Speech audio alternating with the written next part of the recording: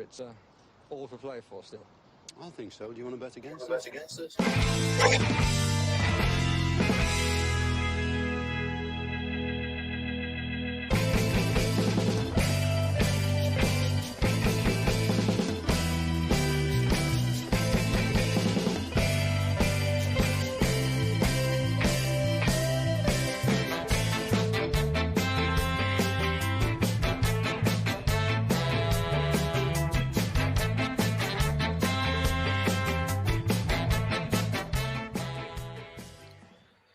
Hi, villains, and welcome to For the Love of Paul McGrath podcast. Paddy and Neil back again with a match preview for Liverpool versus Aston Villa on Aston Villa's Odyssey to try to get into Europe. Brighton, Newcastle has just finished. The Newcastle have won. Have beaten Brighton, but I'm here and I'm cursing Arsenal Football Club for last weekend and whatever mentality they went out with, or whatever mentality Brighton went out with, because it would have been an absolute rip-roar if that had even finished the draw. It would have been an absolute rip-roar come the end of the season. But alas, it looks like Brighton may be a bridge too far with Man City and ourselves still left to play. We'd be hoping that Southampton would be looking to go down with some bit of fight in our belly before the end of the season. But hope springs eternal, and as that GIF or whatever it is that I've been sharing recently of Ted Lasso tapping the believe sign, if that is to come true, then we are going to have to believe. But still in our own hands, Tottenham on the same points as us, Tottenham going to Brentford at the weekend, and we have Liverpool, and that's what we're here to talk about. Paddy, give me your initial feelings, I suppose, really, without going too in depth into it. What's the gut feeling for the weekend?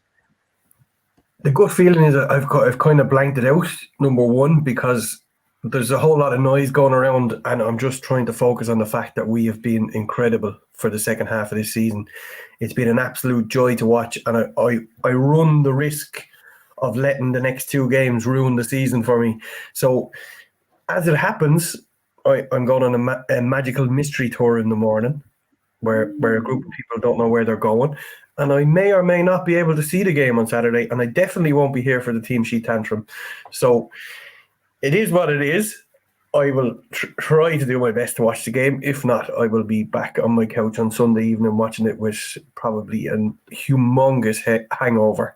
So we'll see what. But I am not expecting much from this one. As in, I'm not expecting to get a result. Just I refuse to get too carried away about it, because I saw the news today that Klopp's not going to be on the line. I saw people comparing Divock Origi's going away party to the one we ruined for Gerrard. All of these things where we stopped Gerrard getting to the cup final on his retirement and all that kind of stuff. So I just want us to go out and put in a workmanlike performance worthy of getting a point at least. And I think I would snap your hand off now for a point. But I think in order for a little bit of comfort, we need to go and win the match if we're going to get into Europe. I think a point would be absolutely brilliant at the weekend. As my daughter coughs there on the baby monitor beside me. Don't wake up. Okay. But I think a point would be absolutely fantastic at the weekend, because I think that gives us the jump. Obviously, if Spurs win, look, it's really out of our hands at that stage. But a point is brilliant for us at the weekend. Then that means that we have to hope that Brentford don't lose. Gives us something going into the last game of the season against Brighton. But also, what a point does for us is a point gets us to that 58-point mark. Okay, we'll remove the Brighton game versus Southampton. We would expect that Brighton will beat Southampton, albeit nothing is a done deal in this game. We would expect that Brighton will beat Southampton, but if they didn't, even if they did, that would put them 3 points ahead of us with Man City and us to play. We would expect that they would lose to Manchester City, I would imagine, considering the run that City are on at the moment, and then that would set up us versus Brighton on the last day of the season. With Brighton more or less guaranteed European football at that stage, and Spurs having to play Leeds. Leeds, who will look like they will need a result Hopefully, against Spurs. Hopefully it'll be in our own hands by that stage where we just got to go and beat Brighton. Yeah. But back to the matter in hand, we're playing a team that's after winning 7 in a row, unbeaten in 9. They drew the 2 games before. They are where we were 3 weeks ago. Yeah, so they're on a roll. But as we know, all good things must come to an end, and fingers crossed we bring it to an end, because I think it would be the icing on the cake of a brilliant season. Should we go and beat Liverpool at the weekend, I think it would be absolutely magic. Absolutely superb. I think it would be absolutely superb if it happened. But I think that getting anything out of the game at the weekend will be something to be happy with. Just on that as well, AVFC Stat Up has some stats here, some pre-match stats for you as to use during the show. So Ollie Watkins has scored more goals against Liverpool than he has against any other team in his career, and he scored 5 against Liverpool. Mohamed Salah has 8 goal contributions in just 7 Premier League appearances against Aston Villa, with 5 goals and 3 assists. Liverpool have won their last 7 Premier League games, the same amount of wins they earned in their 16 games before that, as well, winning 7, drawing 4, and losing 5. Having won 3 and lost just 1 of their 6 Premier League visits to Anfield between 2009-10 and 14-15, Aston Villa have lost their last 4 away Premier League games against Liverpool. Unai Emery, time to change that now, buddy, if you can at all. And Aston Villa have lost 9 of their last 10 Premier League games against Liverpool, with the exception being that game that no one ever seems to bring up or remember at all. It's a 7-2 win for the score cast at the bottom of the screen on BBC got a glitch or something at Villa Park in October 2020. And I will never forget that game, because I had 2 screens on. I had the Cleveland Browns watching the Dallas Cowboys, and they absolutely mullered the Dallas Cowboys, beat them into a pulp. And then I had Villa and Liverpool, and Villa beat Liverpool into a pulp. And I actually sat there in disbelief going, these things don't happen to me. These 2 things that are happening right now do not happen to me. I was actually going stark raving mad and crazy at that time. So what a great day that was. But we can't live in that laurel forever, Paddy. We can't rest in that laurel, should I say, forever. And there's only so far that you can go back and talk about a game like that. If Villa are to be serious about Europe, they're going to have to go there and get a result. And 1-0 would be absolutely fantastic. 2-1 would be absolutely fantastic. 1-1 for me would be absolutely fantastic at the weekend. And I think that we should be looking to go there to get something. Unai Emery gave a fantastic press conference today. I really liked what he said today in the press conference. There was a lot of things there about, putting respect on the players, the fact that he respects the work that they've put in, and that he expects the work to gain them respect that they've put in as well. Or words to that effect. He's not going there to make up the numbers to Anfield at the weekend. And I think we can be confident with that, with the manager that we have. And the fact that we've got a full deck to shuffle from, Paddy, as well, that we could go there. And with that in mind, see any changes to the team the weekend? It's impossible to tell. We wanted Kamara in last weekend, and then what did we get? John McGinn in full flight and absolutely bossing the game. So I expect it to be the same, depending on whether Kamara has had an amazing week in training. I have no idea. The only other possible change is cash in for Young. Is he running out of juice? We don't know. We're not privy to what's going on in training, and we know we're going to be without Felipe Coutinho for the rest of the season. And sure, that is what it is. We'll talk about that when the season comes around to the end. But I don't expect any changes. I think it'll probably be as was. I think he'll trust the performance we have from last weekend and see if we can inflict that kind of performance on Liverpool. Yeah, I think so too. And I think as you mentioned, there's some of the changes that might happen. I think Boubacar Kamara comes in. Excuse me. I think if we have an opportunity to bring Boubacar Kamara back in, as you say, having a week, maybe 2, having 10 days of training under his belt at this stage, was on the bench last week against Spurs. I think he comes back into the team at the weekend.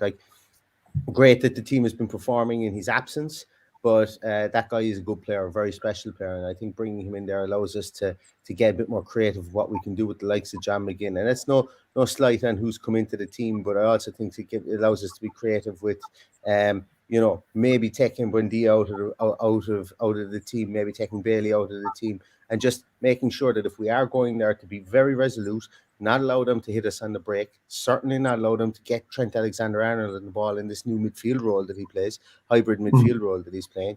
If we want to get on top of that, well, then bring in a Boubacar Kamara and allowing him to press like he has been doing at the start of the season, I think will be really beneficial for this team.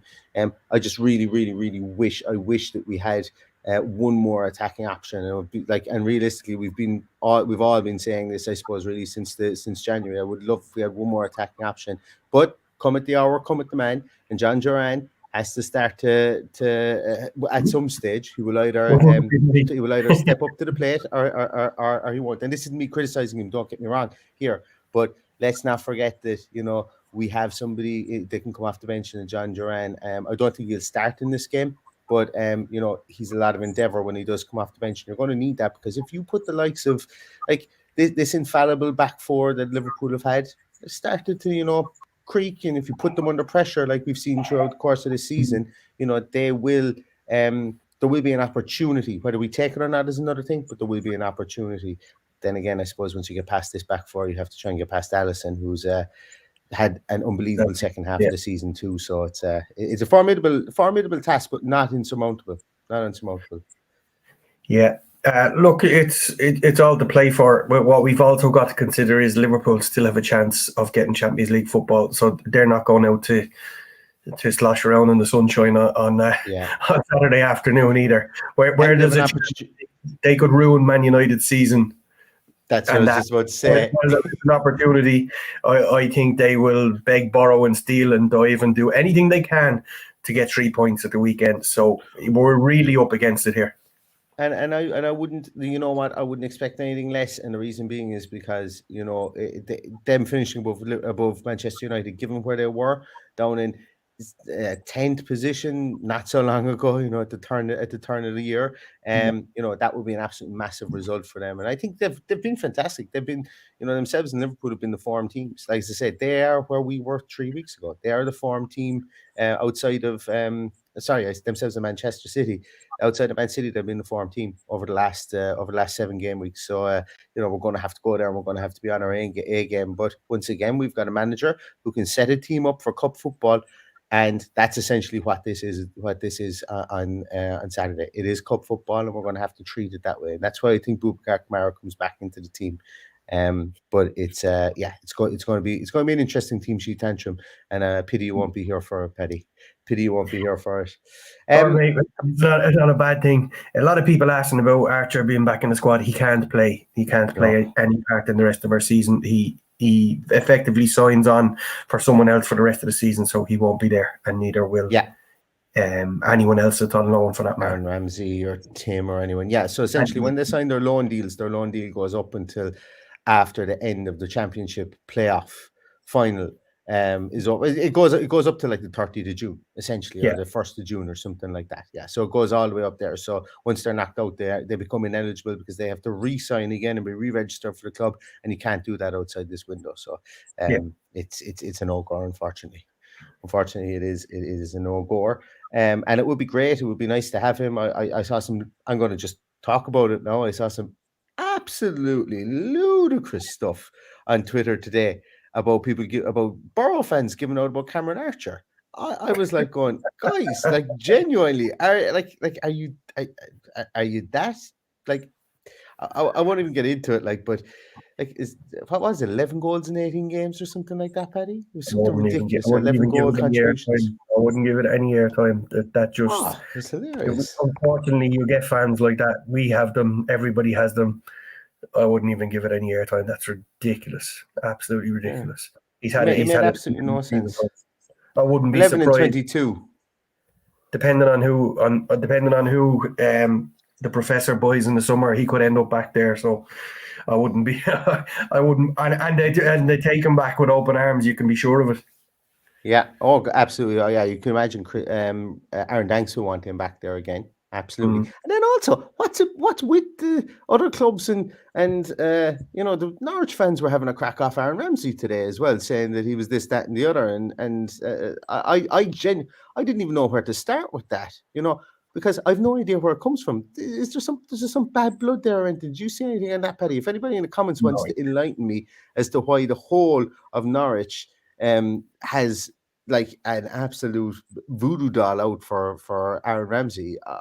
And somebody please enlighten me, because I found it incredibly strange last night watching Middlesbrough get dumped out, and then this whole like love it good enough for Aaron Ramsey thing across the. I have no idea. Maybe it was a falling out. I have no idea. But if someone wants to enlighten me in the comments, please do so. Tender Rob says, yeah, it comes from page 45 of Delia's 1983 cookbook. She was fed something against Aaron Ramsey's father, so and that's in that instance. Paddy, who's the ref for the weekend? John Brooks. Yes, Stato. I think you had something up about John Brooks, whereby Villa have won all 5 of their games that he's ref this season. I don't know. Or we haven't lost or something along those lines. And I think something along the lines of we've won them on an aggregate of 9-0. So let's hope that keeps on going. Happy days. Because I think if we keep Liverpool to 0, guess what, Paddy? If we keep Liverpool to 0, I can guarantee you we won't lose. That's my nugget of the day. Thanks for that little nugget of information. Is there anything else, Paddy, you can think of, I suppose, really for the game at the weekend? We haven't gone into much detail on it because, to be honest with you, we're at crunch time. We're really at crunch time. We could sit here and we could start making hot takes about, I think this person should come in. I think that this person should. I think we should start Diego Carlos up top beside Ali Watkins. But we know it's not going to happen, So at the end of the day, there's going to be a cool head prevail in that dressing room with Unai Emery. So, the team is really what it's going to be. And we have the team sheet tantrum for all these reaction pieces as well. Exactly. So is there anything else that you can kind of think of in this game, Paddy? Do you think the Klopp not being on the line will be will it be any hindrance at all to Liverpool, do you think? Well, I'm sure the fourth official is absolutely delighted. Yeah, well, it's a lot easier day than he thought he was having when he was named as fourth official for this game. Okay, it's never a good thing. He's obviously going to be in communication with the line, so it doesn't really affect that much. But it's a good thing for us that he's not there, because he is a presence. The camera's always on him. You know yourself, he's always there. He's a great manager. He's a super manager. So to not have him on the line for decisions that are made in the spur of the moment, it's great that he's not there, but I wouldn't read too much into it. I think it is like the influential piece of seeing him on the edge of the touchline, talking to referees, as you say, and stuff like that. I think it is something that the teams lose, and specifically with Klopp, because Klopp does insert himself into the conversation. That's fine. I've actually no problem with it, Paddy, because we've spoken about it before as well, that at some stage, you need to start calling out decisions that don't go your way. And Klopp is no shy stranger to doing that, Yeah. And also, he does get the crowd going. We're going to be playing at Anfield. Jurgen Klopp on the sideline gets the crowd going. He's fist pumping, his animation on the sideline, that gets the crowd going. And they're not going to have that at the weekend. So it's clutching at straws, but I would definitely say that from an intensity point of view, you would. And Liverpool could still come out and blow the doors off us. That's absolutely not that because of the way that they're playing at this moment in time.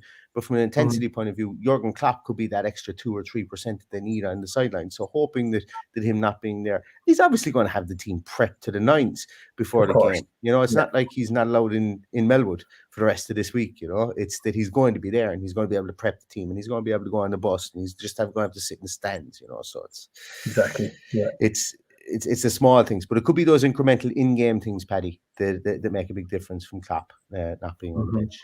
I think for sure. Neil, I'm very conscious.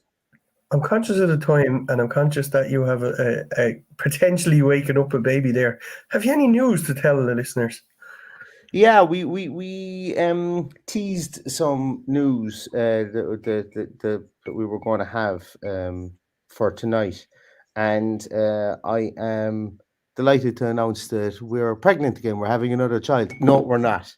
Definitely not. I don't think I'll ever be mentioning that again in the podcast. So in case my better half is listening upstairs, if that was a surprise to you, then I don't know what's happening there. But we do. We have some news.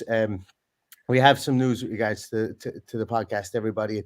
We've been over to we've been over to Birmingham, and you know, we've met loads of people, and we've been doing this podcast for however long, and you know, when you're kind of doing it as long as we've been doing it, I suppose really there's not really much more that you can kind of do, and you know, we're coming towards the end of the season now, and like life is kind of happening for myself, and it's kind of happening for Paddy and everything like that, and you know, I suppose, look, you know, it's a bit difficult to kind of make these decisions, but we've made a decision to we've made a decision to have a live podcast, everybody, and we're coming to Dublin to have a live podcast in the Laughter Lounge in Dublin in Dublin on the 9th of September 2023. And don't worry, you're not going to miss any games because it's an international weekend. So we've deliberately picked an international weekend, and you can see there we're going to have some very special guests joining us on the night, on the day actually, because it's at 3 o'clock in the day. So just in case you were thinking, you know, maybe you wanted to go and have a few libations in Dublin afterwards, by all means, we're looking to set up an after party as well afterwards to make it a big day of Aston Villa fun in Dublin. For all Villa fans, whether you're from Ireland or from wherever you want to come, if from left, right, and centre, it doesn't really matter. We'd love to see you there. It's something that we've been asked about quite a lot.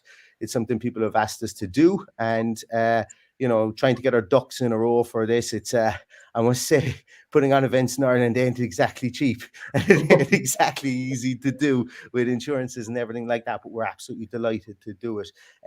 I did say a special guest that we have there as well. Over the course of the next few weeks, we'll be drip feeding some of those special guests that we will have there up towards the end of the season. But tickets are available for this at the moment, and they are live on Eventbrite. And I'm going to pop in a link there for the tickets for this as well. It's on in the Laughter Lounge in Dublin. We hope it's going to be an absolutely fantastic day, and we'd love to see everybody there for a moment. Yeah, Bollock, that was I'm glad my acting skills came in there as well, that we were going to end the podcast, yeah, because I didn't know how I was going to do it. But yeah, we're going to have some. It's going to be a pretty packed show. We've got about 2.5 hours, I think, Paddy. I think of time. So we're going to pack it with special guests. It's not going to just be the two of us up there talking. It is going to be the biggest Aston Villa meetup, I suppose, really of the year here in Ireland. And I'm not trying to sell it from hyperbole, but we've wanted to get a lot of ducks in a row firstly before we launch this, and we didn't want to launch anything that was it was just going to be myself and Paddy up there staring at each other, doing something that we could do here on Zoom as well. So we've got a couple of surprises, I think, in store as well. So yeah, and look, as I say, I hope to see whoever is there, whoever can come, whoever wants to come can come. It's on in the day, during the day as well, so a lot of people will be able to travel and get back home again afterwards. So we've tried to make this as easily accessible for everybody.